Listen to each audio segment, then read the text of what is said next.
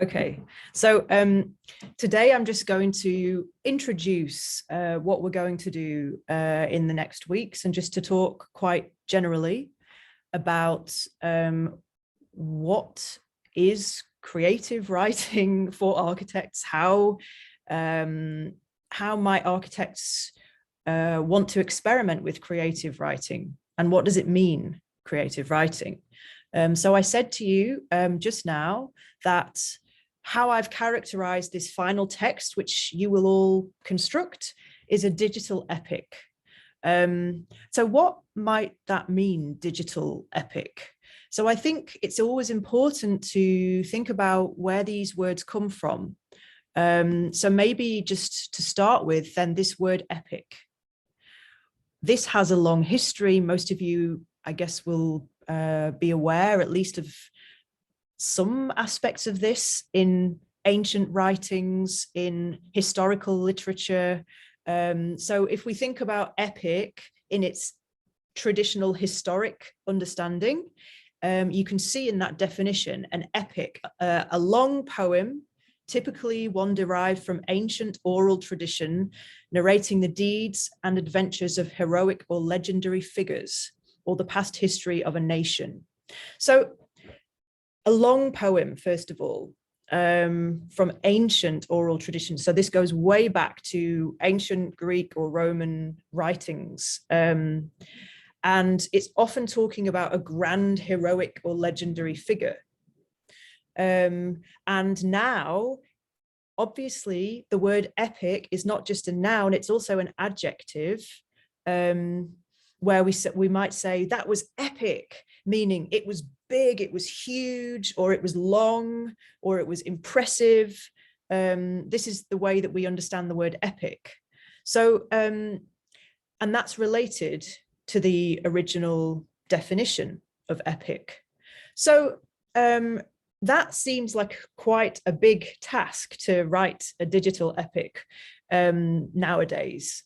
But if we look at some of the writing that's come out, creative literature, which has come out quite recently, the idea of an epic is something that is very open to be modernized, to be translated into the contemporary world. And this is not a new idea. Lots of writers do this. So it's interesting to think about what the equivalent of this kind of epic idea, what the equivalent is in today's world. So let's just look at some examples of epics going from the ancient times through to modern times and the world we're living in today. So I've put there, we have the Odyssey from Homer. So this is going back to one of the first recorded in the Western literature canon, an epic poem, long poem telling of the adventures of Odysseus. This is a prototypical epic. And then you have, in the early 20th century, this novel from James Joyce, Ulysses, which is a modern version of an epic. So instead of telling this grand story of 7 years of adventuring across the seas of Odysseus, you have 24 hours in the city of Dublin. And it goes into every detail of the experience of this two main characters and walking about the city of Dublin, the things they do, the sights, the smells, the senses. So this kind of hyper-realist modern novel. So that's one example of a modernization.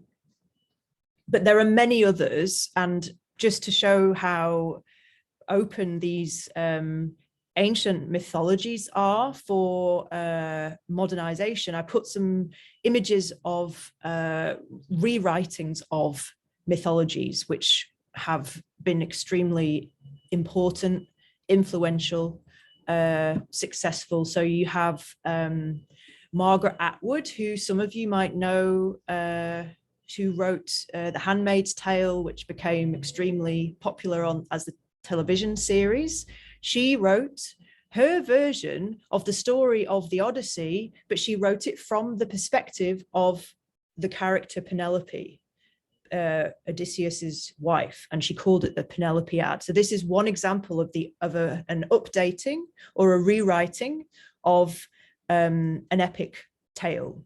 And then you have other examples, such as this writer, extremely successful writer, poet, and dramatist from the UK, Kay Tempest, who is really into these mythologies and writes new versions of them and has done several. This brand new Ancients is a story of several mythological tales, but adapted to contemporary London.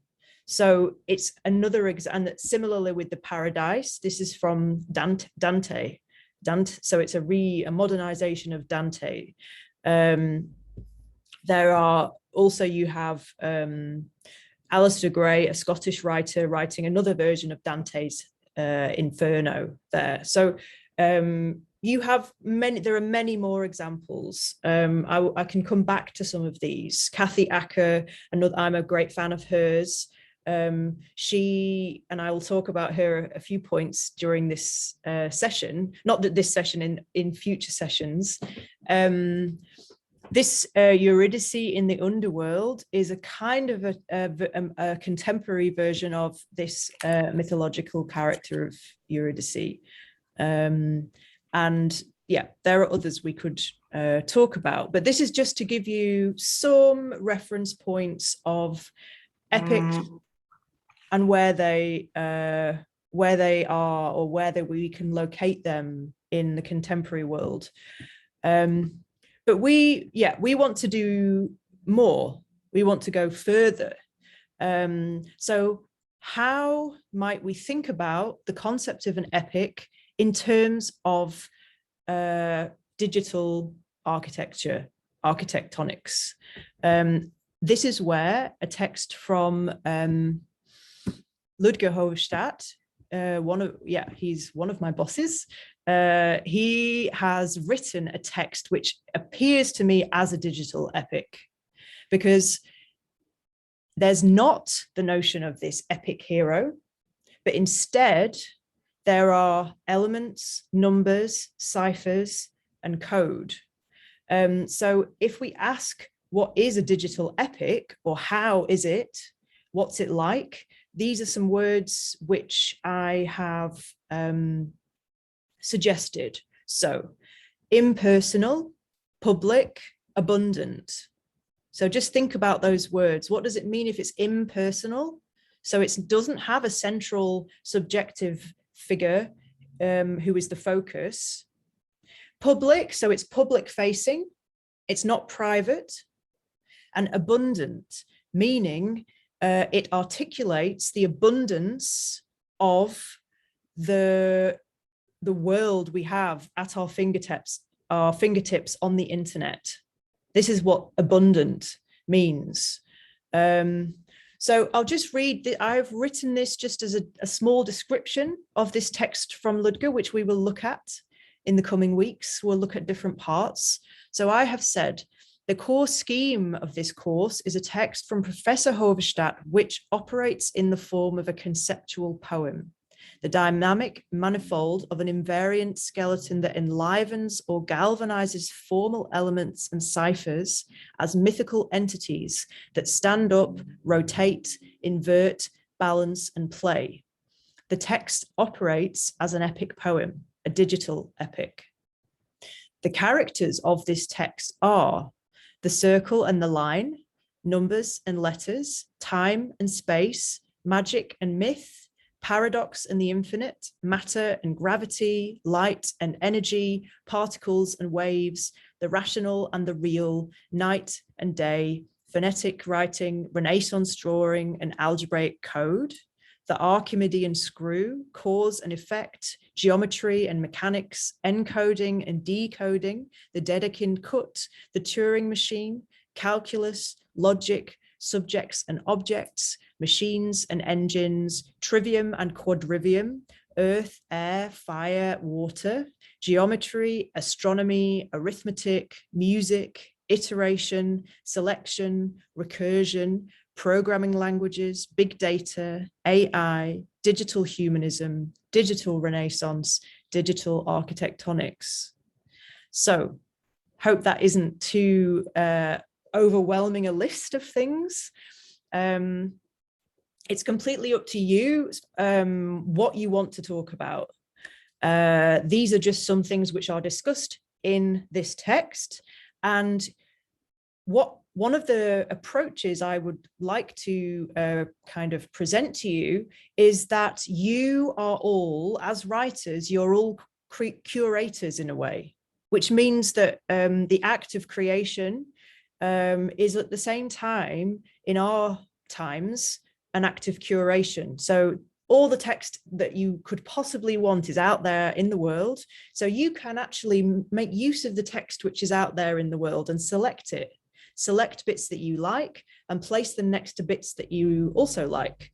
And then through the building of these bits, and the bits can be words, sentences, letters, numbers, concepts, you're creating your own construction there. And some of these you may feel more confident than others, which is absolutely fine. Maybe it's easier to talk about a circle than it is to talk about digital humanism. Maybe the circle feels more simple. But I mean, that's arguable in some ways.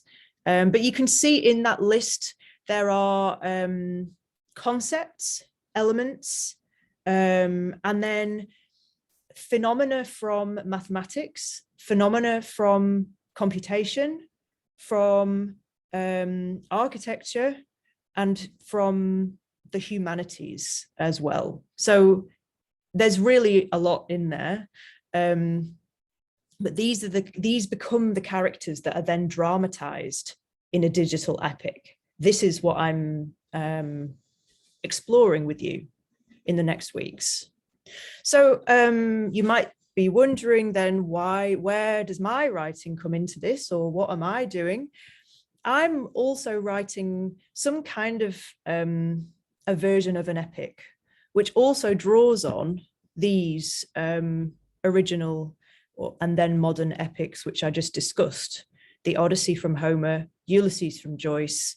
I'm writing a novel called Pleasure Beach, which is set in this town, Blackpool, in the north of England, which has lots of fun rides, slides, roller coasters, the towers there. It's a fun park of a city. This is how Blackpool is. And I'm writing a novel which is set in this place. And similarly to some of these writers who take the mythologies and place them in the everyday, so that these stories of gods or goddesses and transformations and all the things which happen in mythology are then somehow in the normal everyday world that we live in. So that's an interesting translation or transformation. So my story is just about two people who live in this city, also over the course of 24 hours. But the way that I'm trying to construct the story is through many different styles, voices, forms, formats. And the voice, the notion of the writing voice is something and that's something we will talk about a lot. The notion of the writing voice is no longer a single unified central character or protagonist saying, I did this, and then I did this.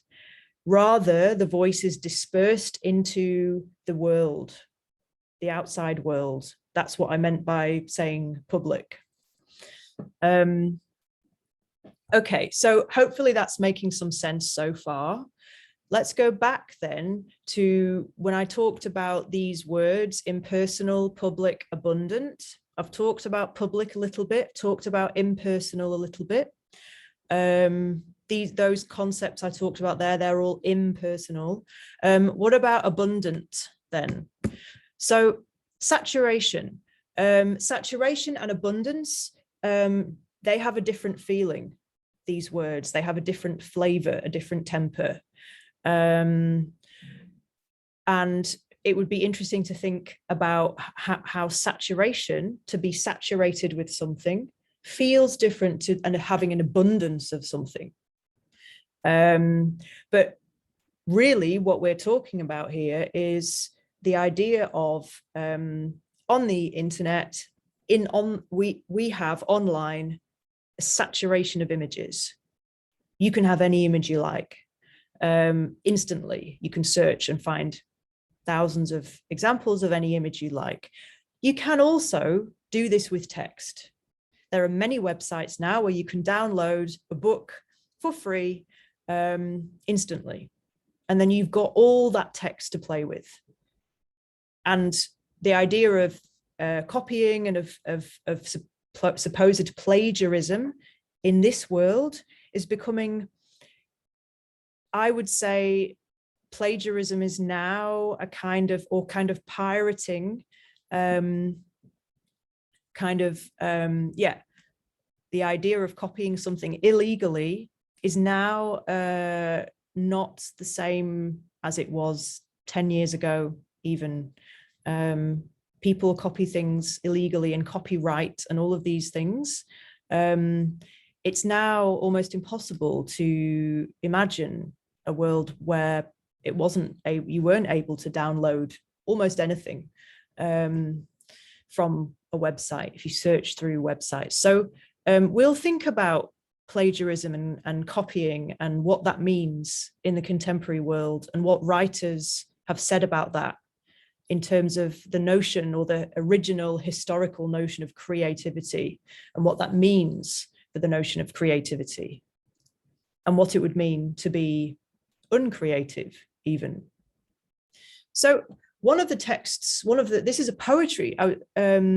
This text here is a review of a collection of poetry by a poet called Sam Riviere, and from 2015, and it's called Kim Kardashian's Marriage. And this is an interesting example of a text that was originally conceived as a blog online with 72 poems in 8 sections, which represented the 72 hours that Kim Kardashian was married to Chris Humphries. And the poems are constructed to look like posts from Kim Kardashian. And I'll just read this first section of the review because it's useful for us. So the internet presents a superabundance of text of mostly unknown authorship, viewed with the tools for its appropriation and given away to compete for the newly scarce commodity of your attention. By this, I mean that we can freely access more information than anyone has ever read or could ever read, using devices that can reproduce, repurpose, and repackage information more quickly, easily, or accuracy than has ever been possible. With textual saturation, the canon against which the debate on imitation and originality understood itself, or even the idea of originality, begin to feel like illusory products of scarcity. So you can see I highlighted or enlarged this word superabundance because I think it's important for us. And what do you as writers, as architects do with this superabundance of text? How can we work with it? What kinds of things can we construct with it? How can we say something serious and at the same time say something playful? So you can immediately assume maybe that this text, this poetry collection is doing something playful, because the idea of a poetry collection called Kim Kardashian's Marriage sounds not so serious, right? But Sam Riviere is a well-respected poet, and this was published by Faber, who are an extremely a huge publishing company in the UK. So he's doing something important. So we can explore that gesture in the coming weeks as well. Then the next text, this is from a writer and an academic called Kenneth Goldsmith, who we will also look at a little bit more next week. He says, if it's a matter of simply cutting and pasting the entire internet into a Microsoft Word document, then what becomes important is what you, the author, decide to choose. Success lies in knowing what to include and, more important, what to leave out. So that's precisely what I was saying earlier about selection and curation. And this being this is an interesting process itself. And this is something which we all do, selection and curation all the time.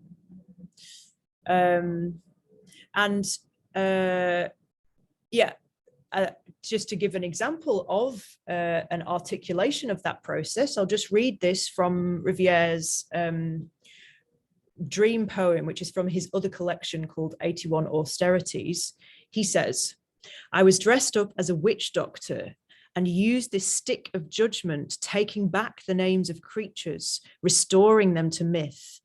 After I'd taken back everything, I kept hold of my stick, using it to designate the categories that really matter, while adding bones and wings to my hat, sitting up here out of danger.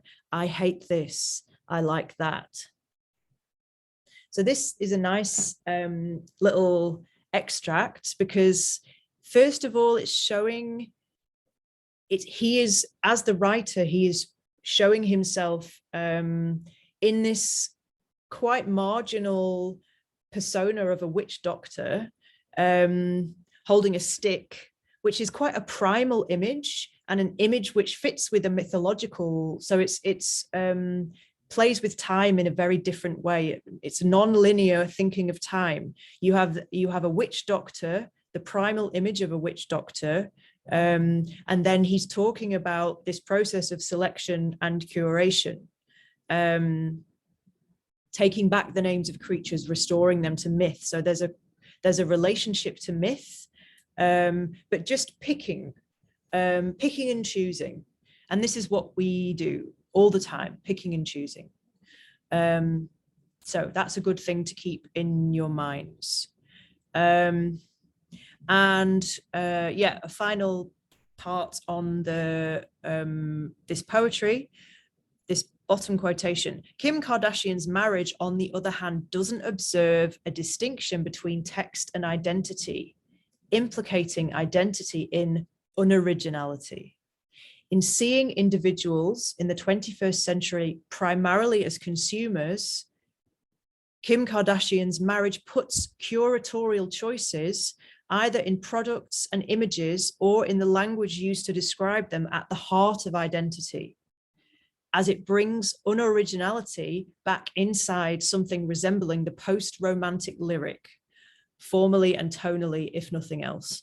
So don't worry too much about that description of the post-romantic lyric, because we are going to discuss what a lyric is and what a lyric means in a later session, specifically almost in opposition to the notion of epic, because these are both ancient categories of writing, but they're ancient and they have contemporary relevance. And this is something which is interesting for us to follow. How do they have contemporary relevance? Even with this word lyric, you know that we talk about song lyrics now. So this is not in any way gone. Okay, so I will show you some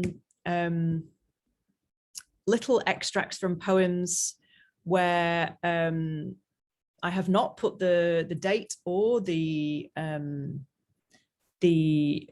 genre or I haven't put any information, just the extracts. So what I suggest now is that you have a read of these and just think to yourself, where does this come from? What does it sound like? What decade, what century, what context do these three extracts of text come from? So I'll give you a few minutes to just read them for yourselves.